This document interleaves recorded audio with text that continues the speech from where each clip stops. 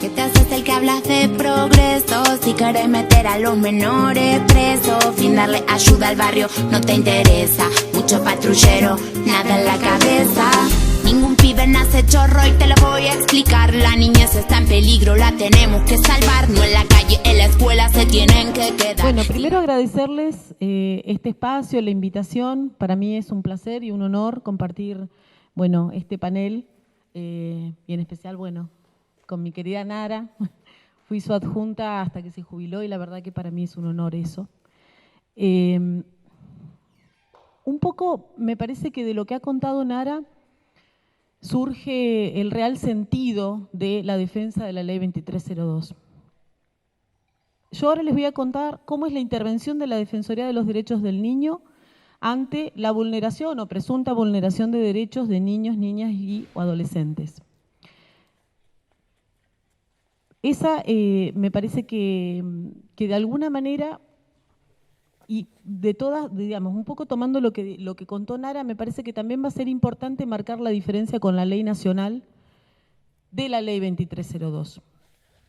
Porque hoy pasaron 20 años, hubo que defender la ley, pero me parece que actualmente en estas prácticas de los juzgados de familia o incluso del órgano de aplicación y algunas reformas que se vienen, creo que es necesario estar preparados justamente para volver a defenderla. La Ley 2302 en el artículo 49 establece la Defensoría de los Derechos del Niño o el Defensor de los Derechos del Niño, que con un titular y un adjunto y un equipo interdisciplinario, esta es una particularidad muy importante, de trabajadores sociales y de psicólogos, conforman el equipo de la Defensoría del Niño. Y como bien dijo Nara y adelantó, la Defensoría del Niño tiene distintas funciones en distintos ámbitos. Como para que ustedes lo entiendan, nosotros como defensores del niño actuamos a nivel judicial, en los expedientes judiciales, donde se discuten cuestiones o intereses de niños, niñas o adolescentes, de una manera extrajudicial, que es sobre la que más me quiero referir, pero también en el ámbito penal como querellante. En el ámbito judicial, la Defensoría del Niño va a opinar en todas aquellas cuestiones donde se involucren derechos de niños, regímenes de comunicación, cuestiones de alimentos, pero incluso también, por ejemplo, en un juicio civil donde hay un interés de un niño, la Defensoría lo que debe resguardar precisamente es el respeto a ese interés superior de ese niño. Pero lo hace emitiendo una opinión al respecto. Luego van a haber otras dos funciones que entiendo que son las que quiero destacar aquí. Una de ellas tiene que ver con el ámbito extrajudicial que establece la Ley 2302 y el rol de querellante en las causas de abuso sexual donde los niños, niñas o adolescentes son víctimas de abuso sexual. La particularidad del sistema de protección local, el que establece la Ley 2302, precisamente establece que ante la presunta vulneración o amenaza de un derecho de un niño, va a intervenir previo a la judicialización la Defensoría del Niño. ¿De qué manera lo hace?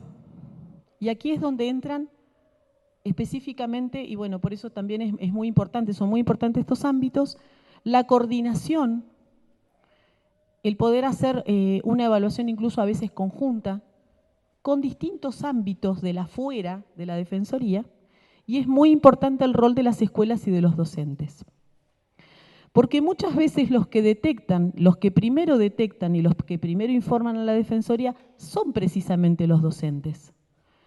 Porque son los que detectan determinadas situaciones que pueden o no configurar vulneraciones o afectaciones a los derechos de los niños.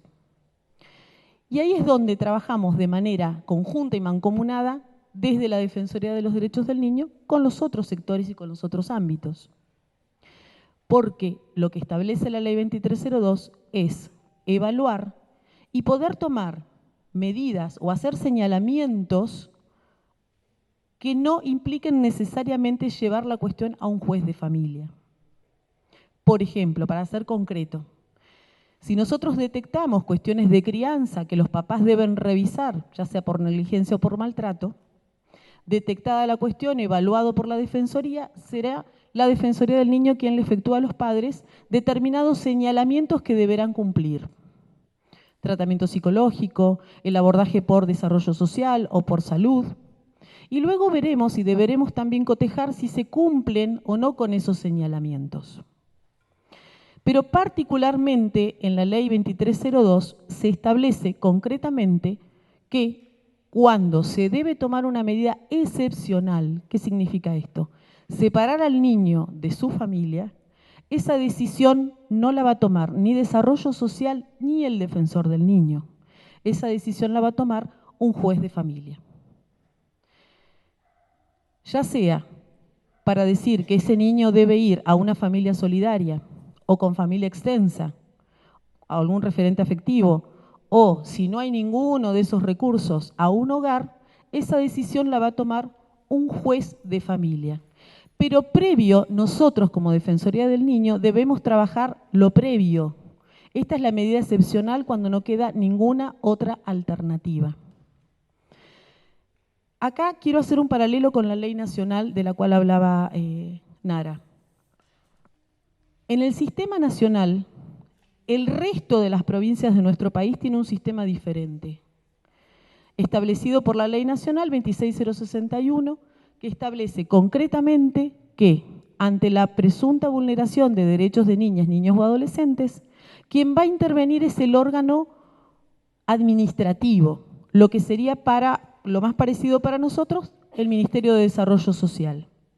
En el país es la CENAF, que es un órgano administrativo que va a despejar la situación, a trabajar la situación, y si esta situación no se modifica y la vulneración a los derechos de los niños continúa, es el órgano que toma la decisión de apartar al niño de su familia. Fíjense la diferencia entre un sistema normativo y el otro. ¿Por qué nosotros entendemos que el sistema de Neuquén es más garantizador de derechos, no solamente de los niños, sino también de las familias? Porque no es lo mismo que la decisión la tome un juez de familia, luego de evaluar todo el trabajo previo que incluso hace la Defensoría de los Derechos del Niño, con un sistema donde quien trabaja y toma la decisión de apartar a los niños es el órgano administrativo. Después sí se lleva la ratificación frente a un juez de familia, pero la decisión ya se tomó, la medida ya se ejecutó. Al niño yo ya lo aparté de su familia. Y si nosotros decimos, bueno, pero en realidad la ratificación se da al día siguiente o al siguiente, dentro de las 48 horas, el daño para ese niño y para esa familia ya se efectuó. Por eso hay que ser tan... cuando nosotros presentamos las medidas ante el juez de familia, tenemos que estar seguros de que agotamos todas las otras instancias. Y este es el sistema de protección que establece la Ley 2302. Pero además fíjense ustedes que es tan respetuoso de la Convención de los Derechos del Niño que precisamente el defensor del niño es quien va a representar los intereses de ese niño. En el sistema de la ley nacional lo hace el órgano administrativo. Y si bien, bueno, el defensor o el asesor o la figura que tenga, que esté en ese lugar, va a emitir opinión, lo va a hacer siempre con posterioridad. No hay un sistema previo donde haya un órgano especializado con un equipo que trabaje la situación del niño. ¿Cómo trabaja la Defensoría del Niño en Neuquén? Como les dije antes, un defensor, un adjunto y un equipo interdisciplinario.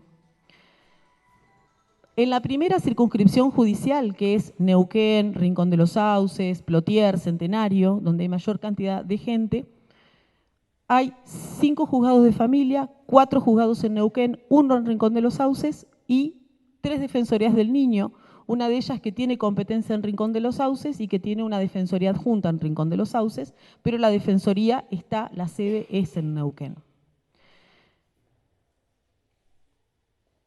En la escuela, un niño, ustedes observan situaciones de negligencia, ya sea porque todos los días llega tarde, llega sin comer, ustedes lo ven que no tiene la ropa adecuada, no tiene acompañamiento familiar, ¿ustedes qué hacen? ¿A quién se lo informan? ¿A quién se lo deberían informar? O si un niño llega con signos de haber sufrido maltrato, o si tienen un relato de abuso sexual, de que algo le habría pasado en su casa.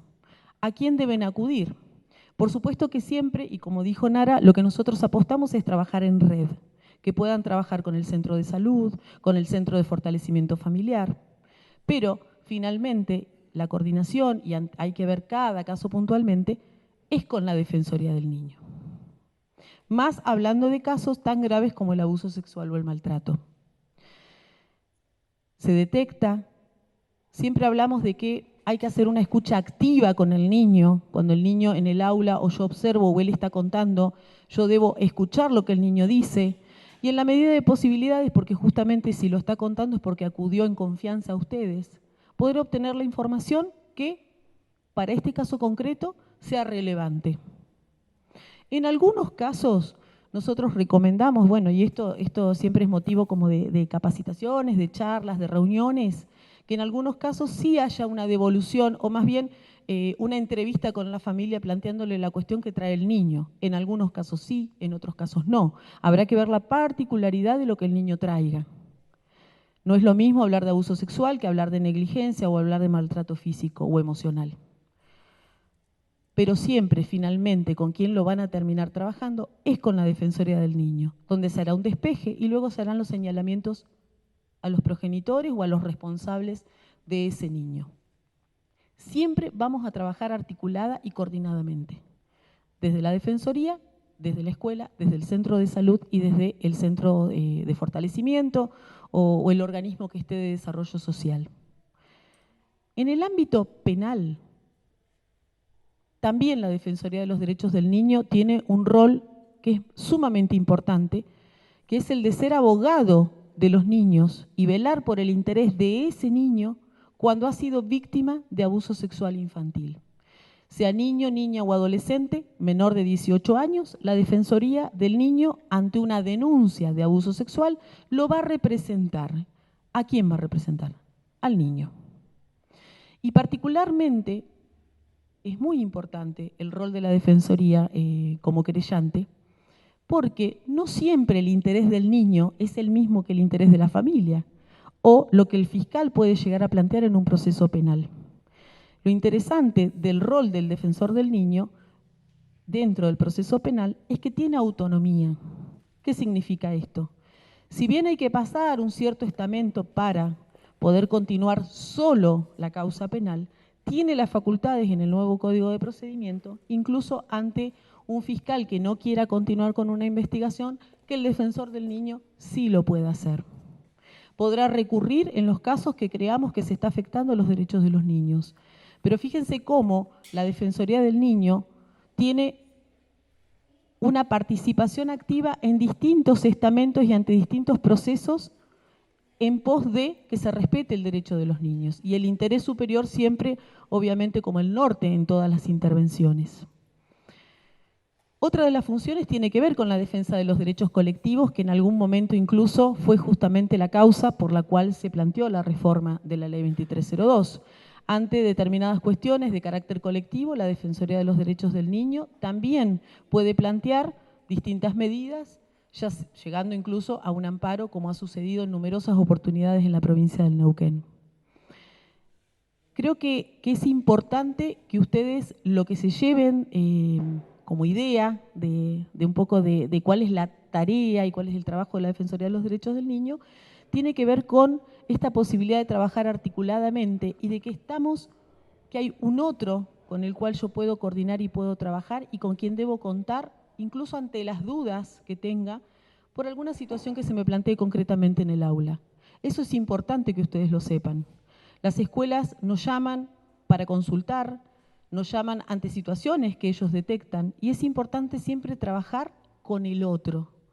Eso es sumamente importante y es lo que nosotros siempre les ofrecemos con mayores o con menores recursos a veces, en las escuelas, en los docentes o en los centros de formación como en este caso. Bueno, ¿estamos bien? ¿Sí? Bien, bueno. Bueno, agradecerles de nuevo y después, bueno, veremos si tienen alguna duda, espero poder contestarlas. Gracias.